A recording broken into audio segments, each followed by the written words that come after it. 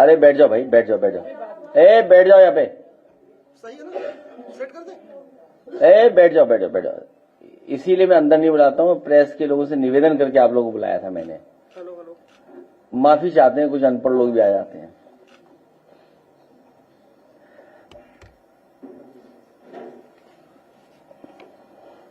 तो यहां पर उजाड़ा जा रहा है, जैसे और जगह चीजों को बनाने के लिए लोगों को उजाड़ दिया गया। जहां गोमती रिवरफ्रंट बन जाना चाहिए था अभी तक, अकबर नगर के लोगों को उजाड़ दिया गया। जो उनकी बुनियादी समस्याएं थी, जो बुनियादी उनकी जरूरतें थीं, जहां वो रोजगार नौकरी करते थे, वो रोजगार नौकरी भी उनकी छिन गई। कई लोगों की आत्महत्या भी हो गई, या हत्या नहीं, मृत्यु हो गई, और एक आदमी ने आत्महत्या भी कर ली। और कहा यह गया कि हम रिवर फ्रंट बना रहे हैं। नाले पर पहली बार रिवर फ्रंट बन रहा है। अक्सर नदियों पर रिवर फ्रंट बनता है।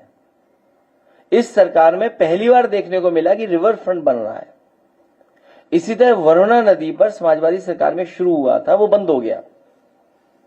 जो व्यवस्था थी, जो उस समय कोशिश की गई थी कि कोई भी गंदा नाले का पानी वरुणा नदी में ना आए, जो भी आए ट्रीटमेंट के बाद आए, और यही गोमती नदी रिवरफ्रंट के साथ था।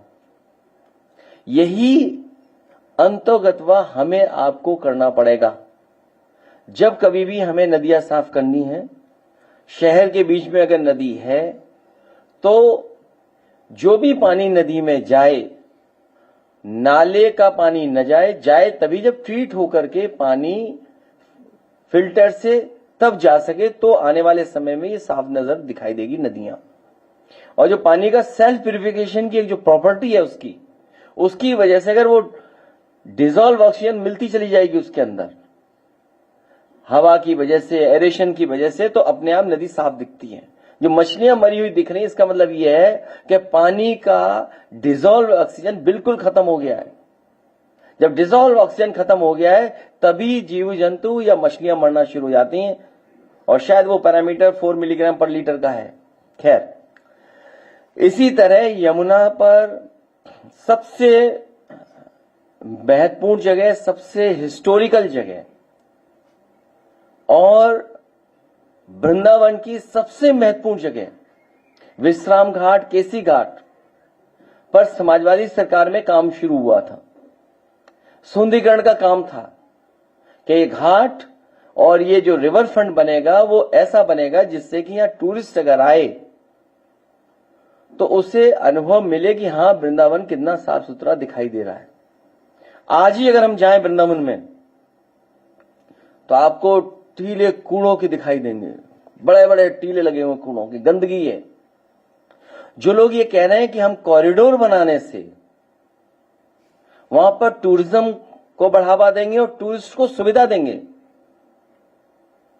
जिस सरकार ने, उत्तर प्रदेश के 9 साल की सरकार और दिल्ली की 11 साल की सरकार, 11 और 9 20 साल की सरकार में ना कांवड़ियों के लिए कोई ऐसा कॉरिडोर बनाया जहां वो सुरक्षित और पवित्रता के साथ व्यवस्थित होकर के चल सकें और उन्हें जो सुविधाएं मिलनी चाहिए वो सुविधाएं मिल सकें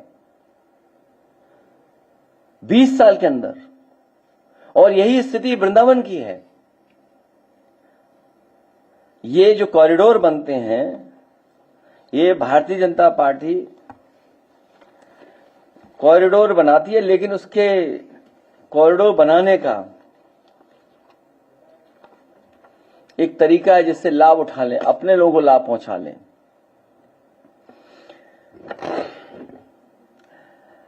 जो कॉरिडोर बनाते हैं उनका लक्ष्य कुछ और होता है, दिखाते कुछ और है, लक्ष्य कुछ और होता है।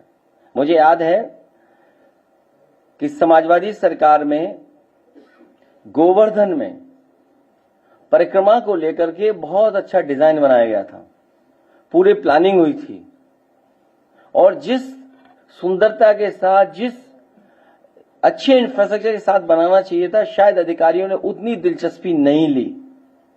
हालांकि बना, लेकिन जिन पैरामीटर में मैं बनाना चाहता था उस पैरामीटर पे नहीं बना पाए वो अधिकारी। पहले तो इन अधिकारियों को घूमने भेजना चाहिए। ये इकाना स्टेडियम इसलिए बन पाया क्योंकि इकाना स्टेडियम बनाने से पहले अधिकारियों और लोगों को कई वर्ल्ड के बेस्ट स्टेडियम जो हैं उनको देखने को भेजा कि भाई देख के आइए, तब जाकर के आप अनुभव पाएंगे, तब बन पाएगा। और उसका परिणाम ये हुआ कि वो मैनचेस्टर का देख के आए, मैनचेस्टर क्लब का देख करके आए स्टेडियम, और उसका परिणाम ये हुआ कि आपको एक वर्ल्ड क्लास इकाना स्टेडियम मिल गया। यही जेनिशम पार्क, यही लोहिया पार्क इसलिए बन पाए क्योंकि यहां के अधिकारियों को भेजा गया था कि जाकर के दुनिया में दूसरे पार्क देख के आइए। नेपोलियन के जमाने में जो पार्क बने उन पार्कों को देखो, दुनिया में जिसका सबसे महत्वपूर्ण और सबसे ज्यादा नाम होता है उस पार्क को देख के आइए, तब बनाएंगे। तो उसका परिणाम यह हुआ कि आज लोहिया जेनेश्वर पार्क लखनऊ सिटी के one of the best park बने हैं।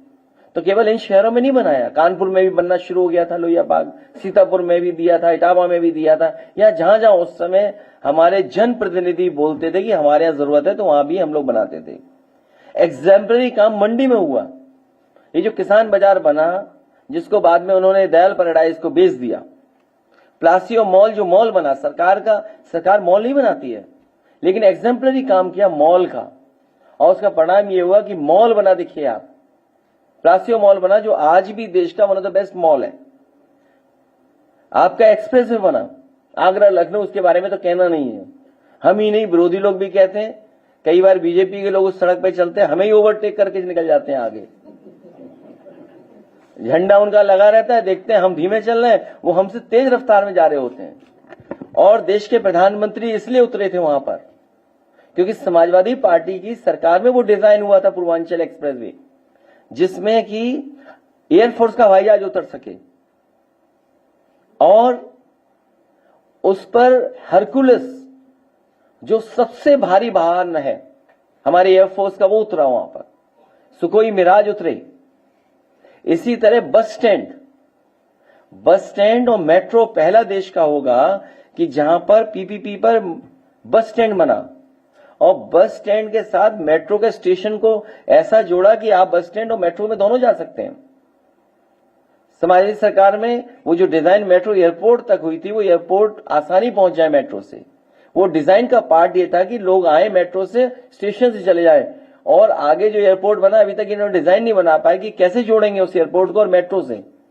अब अगर आप मेट्रो से उतरोगे तो पहले तो कम दूरी लगती थी, अब जो नया एयरपोर्ट बेच दिया गया है उसमें आप सूटकेस लिए घूमते रहो 1 किलोमीटर, तब जाकर एयरपोर्ट पहुंचोगे। तो ये डिजाइन फॉल्ट है। तो ये बात मैं इसलिए बता रहा हूं कि बीजेपी के लोग अक्सर ये कहते थे कि वेटिकन सिटीज अच्छा बनाएंगे, बीजेपी के लोग कहते थे वेटिकन सिटी बनाएंगे। आप में से पुराने लोग जानते होंगे कि जब बनाने की बात कहते तो वेटिकन सिटी का भी नाम लेते थे कुछ अपने भाषणों में, लेकिन सुनने में आ रहा है कि वो गुजराती मंदिर की तरह दिखता है। तो मेरे कहने का मतलब है कि हम लोग किसी डेवलपमेंट के खिलाफ नहीं है, लेकिन जो हेरिटेज है, जो हिस्ट्री है, जो लोग देखने आते हैं, जो एस्थेटिक है, उससे खिलवाड़ नहीं होनी चाहिए। और अगर तुमने पिछले 9 साल में क्या काम किया है इसका कोई हिसाब किताब देगा कि नहीं देगा।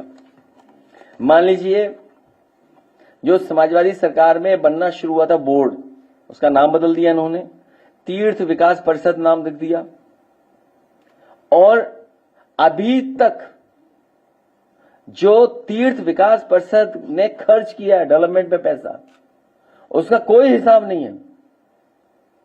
डेवलपमेंट अथॉरिटी ने जो खर्च किया उसका कोई हिसाब नहीं है, और जो संस्थाएं और जो विभाग है जो पैसा खर्च किया उसका कोई हिसाब नहीं है। और वहां 5000 मंदिर हैं, 5000 मंदिर हैं जो समय समय पर बने हैं, राजा महाराजाओं ने, बड़े लोगों ने बनाए, सेठ लोगों ने बनाए हैं।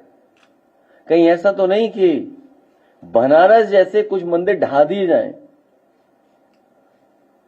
बनारस में जब कॉरिडोर बना तो बहुत सारे मंदिर जो छोटे थे, घरों में थे, लोग अपने पौराणिक और परिवार के पूर्वजों के बने हुए मंदिरों को उजाड़ दिया सरकार ने।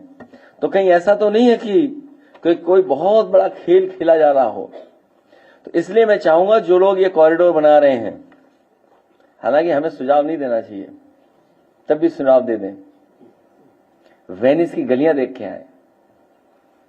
वेनिस की गलियां, कभी कभी हम ही लोग गलती करते हैं, हम बुरे लोग हैं ना, गलती करते हैं। जेनेसिस पार्क में बोट डाल दी थी हम लोगों ने, वेनिस में जो बोट चलती थी। इस सरकार को इतना बुरा लगा कि वो बोट ही बर्बाद कर दी उन्होंने। पता नहीं कहां से प्लास्टिक की लैक पैडल वाली वो चल रही है। बेहतरीन जो इटली में चलती थी नाव, वो लाए थे।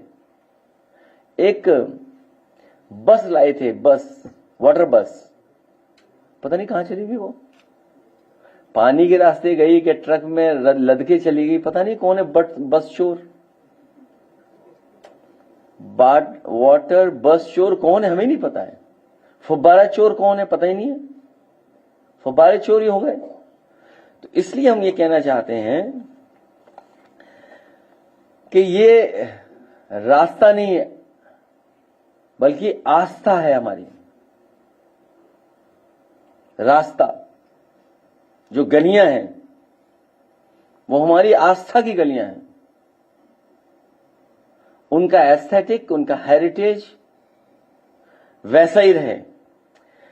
कुंज गली में राधा कृष्ण की लीला के सैकड़ों गीत बने हैं, सैकड़ों गीत बने होंगे। और न जाने कब से वो परंपराएं चली हैं, मेले चलते हैं, यात्राएं निकलती हैं। और ये जब बिगाड़ देंगे तो वो गीत कहां गूंजेंगे, क्योंकि इनका जो बनाने का ढंग है, पता नहीं क्या ढंग है इनका बनाने का। अगर इन्होंने कुछ अच्छा बनाया हो तो आप लोग हमें बता दो, अगर हम कंफ्यूज हो रहे हो तो। और ये बात जो बोलते हैं कि चौड़ीकरण से व्यवस्था बन जाएगी, आप बताइए कुंभ में जितने बड़े इलाके में शहर बसा था, जितने बड़े इलाके में ये दावा कर रही सरकार कुंभ बना था, जितना ऑर्गेनाइज कुंभ बनता था, बताओ वहां घटना घट गई। सवाल वो नहीं है एरिया का। हालांकि जहां सड़क पे वो यात्रा निकलती है उड़ीसा में, वो भी बहुत सड़क चौड़ी है, लेकिन हादसा हो गया, घटना हुई। कुंभ जहां लगा, बताओ कितनी बड़ी जगह है, और वहां पर घटना घट गई। इसलिए बात रास्ते के पतले और चौड़े की नहीं है। हमने बहुत सारे देशों के शहर देखे हैं जहां पर सड़कें बहुत चौड़ी नहीं हैं, लेकिन मैनेजमेंट है वहां पर।